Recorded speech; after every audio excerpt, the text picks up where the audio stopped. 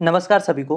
दोस्तों, देश की राजधानी दिल्ली में 10 नवंबर की शाम को लाल किले के पास जो भयानक कार विस्फोट हुआ था, उसको भारत सरकार ने आखिरकार अब जाके आधिकारिक तौर पे एक आतंकवादी हमला यानी कि एक टेररिस्ट अटैक घोषित किया है। ये स्टेप लेना बहुत ज़्यादा जरूरी भी था क्योंकि सोशल मीडिया से लेके तमाम जो मीडिया हाउसेस हैं, वहाँ पे अलग-अलग अपनी थ्योरी चल रही थी, स्पेकुलेशन लगाया जा रहा था। फिर एक डाउट ये भी था कि कहीं ये सीएनजी ब्लास्ट ही तो नहीं है। खैर, इसको सीएनजी ब्लास्ट कोई नहीं मान रहा था क्योंकि जिस स्तर का, जिस इंटेंसिटी का ये विस्फोट था।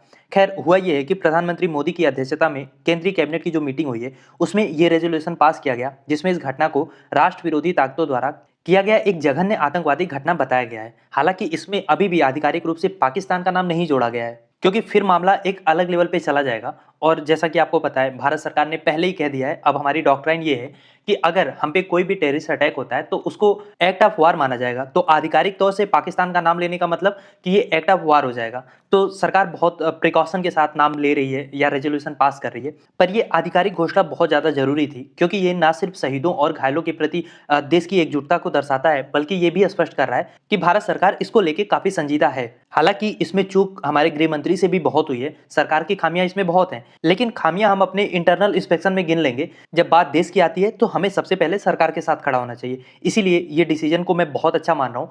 और कहीं ना कहीं अब जो हमारी इन्वेस्टिगेशन हो रही है और किस तरीके से हम इस टेरर के अगेंस्ट जवाबी कार्रवाई करेंगे, इसको भी एक नए स्तर से एक नई दिशा मिल पाएगी इस रेजोल्यूशन के बाद। अब आइए हम समझते हैं कि इस हमले का मास्टरमाइंड, इसका मॉड्यूल और अंतर्राष्ट्रीय कनेक्शन इसका है क्या। और थोड़ा हम पीछे से समझते हैं। देखिए, इस टेरर अटैक की जांच हमारी एनआईए यानी राष्ट्रीय जांच एजेंसी को सौंपा गया है और जांच अभी चली रही है। लेकिन जिस तरीके के खुलासे हो रहे हैं, वो देश की सुरक्षा एजेंसियों के लिए एक गंभीर चेतावनी है।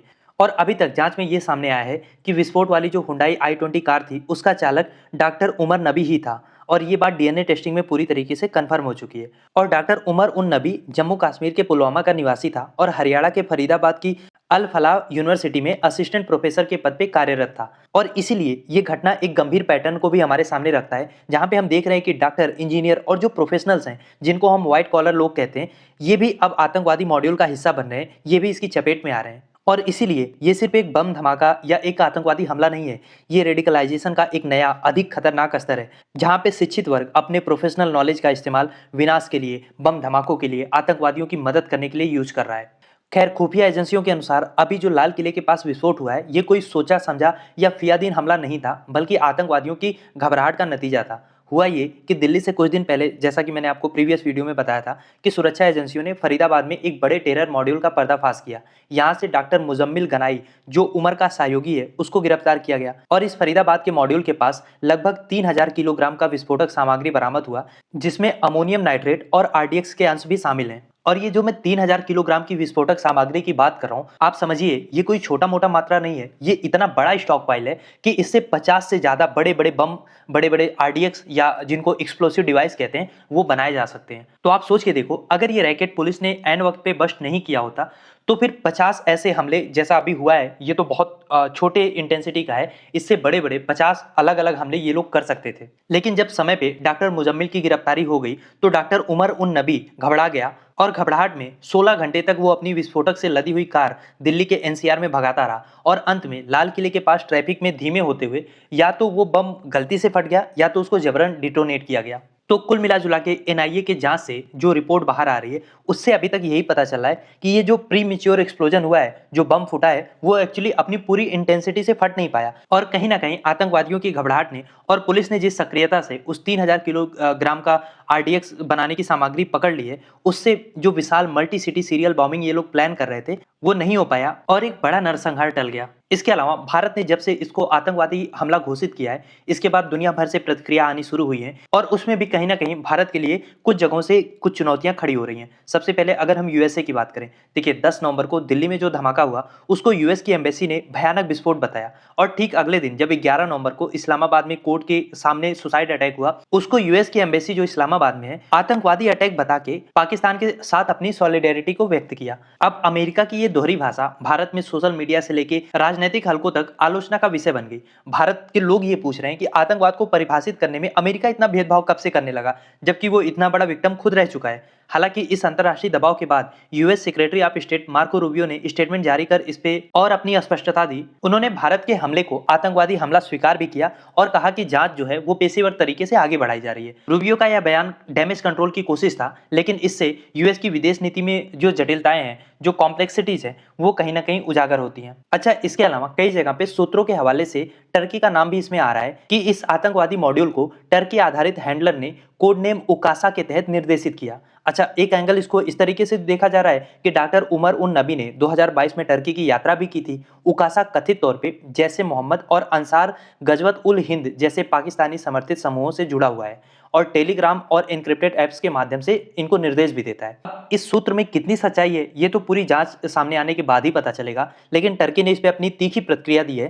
तुर्की सरकार ने भारतीय मीडिया की उन रिपोर्ट्स का जोरदार खंडन किया है, उसको खारिज किया है, जिसमें उन्हें आतंकवादियों को वित्तीय और राजनयिक समर्थन देने का आरोप लगाया जा रहा है। टर्की ने इसको दुर्भावनापूर्ण दुष्प्रचार अभियान यानी मलिशियस डिसइंफॉर्मेशन कैंपेन बताया, जिसका उद्देश्य दोनों देशों के बीच द्विपक्षीय यानी कि बायलैटरल संबंध को खराब करना है। अच्छा, यहाँ पे एक मजेदार बात यह है कि भारत सरकार ने अभी इसको केवल टेरर अटैक कहा है। हमने ऑफिशियली कहीं भी पाकिस्तान के ऊपर कोई आरोप नहीं लगाया, लेकिन पाकिस्तान की ओर से प्रतिक्रिया आना शुरू हुई है। और ऐसे नहीं कि कोई पाकिस्तान का ट्रोलर कुछ बोल रहा हो, नहीं, पाकिस्तान का रक्षा मंत्री ख्वाजा आसिफ मतलब टीवी पे बैठ के सार्वजनिक बयान दे रहा है कि जी पाकिस्तान तो दो फ्रंट से लड़ने के लिए तैयार है। पश्चिम से वो तालिबान से निपट लेंगे, पूरब से वो भारत से निपट लेंगे, और चेतावनी भारत को साफ साफ दे रहा है कि अगर भारत फाइनल राउंड चाहता है तो पाकिस्तान भी तैयार है। ये टेस्ट मैच नहीं है, मतलब फाइनल राउंड का क्या मतलब है? सेमीफाइनल में ऑपरेशन सिंदूर को तुम सेमीफाइनल मान रहे हो कि उसमें हारे थे, अब तुम फाइनल राउंड के लिए तैयार हो? मतलब कुछ भी, जैसे होता है ना कि आप बस रैंडमली कह दो कि किसी ने चोरी की है, तो अगर चोर वहां पे है तो उसकी धड़कन ऑटोमेटिक तेज हो जाएगी।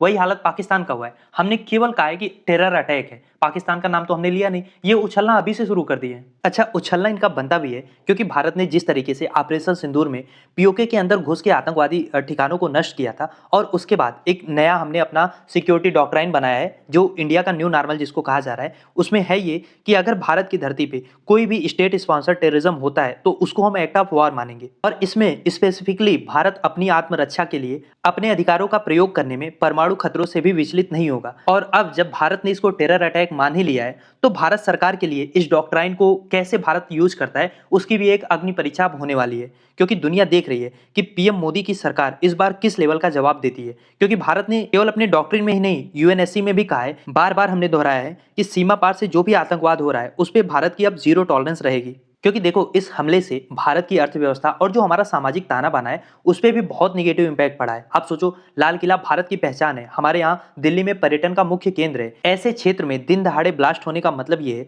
कि जो भी हमारे यहाँ अंतर्राष्ट्रीय पर्यटन आता है उस पर बहुत निगेटिव इंपैक्ट पड़ेगा, जिससे फिर विदेशी मुद्रा कम आएगी, स्थानीय व्यापार प्रभावित होगा। भारत सरकार जवाबी कार्रवाई में अगर स्टेट ऑफ वॉर में जाती है तो और ज्यादा माहौल खराब होता है देश का, विदेशी निवेश आना कम होता है, तो ओवरऑल एक लॉन्ग पीरियड में देश की इकोनॉमिक ग्रोथ में भी ब्रेक लगता है। और पाकिस्तान चाहता भी यही है कि जैसे उसकी अर्थव्यवस्था गटर में गई है, भारत को भी वो अपने साथ खींच ले।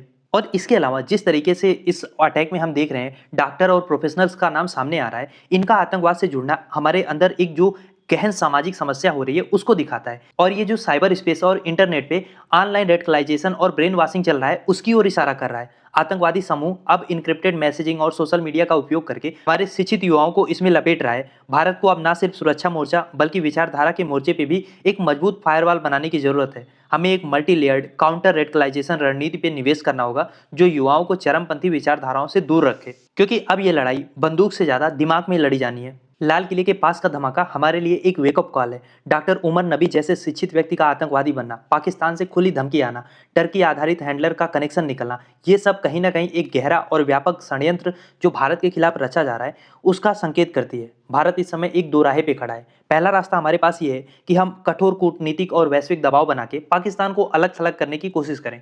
हालांकि इसमें हम काफी हद तक ऑपरेशन सिंदूर के दौरान भी फेल हुए थे। दूसरा रास्ता ये है कि जो हमारा न्यू सिक्योरिटी डॉक्ट्रिन है उसके तहत हम कोई सैन्य कार्रवाई करें जिसमें सीमा पार आतंकवादी ढांचों को निशाना बनाया जाए। इस समय राष्ट्रीय सुरक्षा के लिए तीव्र और सटीक कार्रवाई की आवश्यकता है। दुनिया भर की नजर भारत पे है कि हम इस चुनौती का सामना कैसे करेंगे, खासतौर पे तब जब पाकिस्तान से पहले से ही धमकी आ रहा है कि हम फाइनल राउंड के लिए तैयार हैं। लाल किला वो स्थान जहां पे हर साल स्वतंत्रता दिवस को राष्ट्रीय ध्वज हमारा प्रधानमंत्री फहराता है। इस राष्ट्रीय प्रतीक पे हमला भारत की आत्मा पे हमला है। एक डॉक्टर, आप सोचो, जिसका धर्म जीवन बचाना होता है, उसका आतंकवादी बनना हमें मजबूर करता है कि हम सिर्फ परिणामों पे नहीं बल्कि कारणों पे ध्यान दें। आतंकवाद सिर्फ एक हथियार नहीं है, एक विचारधारा है और हमारा सैनिक सीमा पे हमारे दुश्मनों से तो लड़ सकता है, लेकिन इस विचारधारा से हमारे समाज के शिक्षक, पत्रकार, इंजीनियर, हर किसी को, हर प्रोफेशनल को लड़ना होगा। खैर, अब मेरा सवाल आपसे ये है कि आपको क्या लग रहा है, क्या भारत इस बार भी केवल सीमा पार के आतंकी ठिकानों को ही निशाना बनाएगा, या इस समय जो हमारे यहाँ पे एक रेडिकलाइजेशन की फैक्ट्री चल रही है उसको रोकने पे भी काम किया जाएगा, जो हमारे ही समाज के भीतर व्हाइट कॉलर आतंकवादियों को पैदा कर रही है? क्या सोचते हैं आप इस बारे में? लिखिए अपनी राय कमेंट बॉक्स में।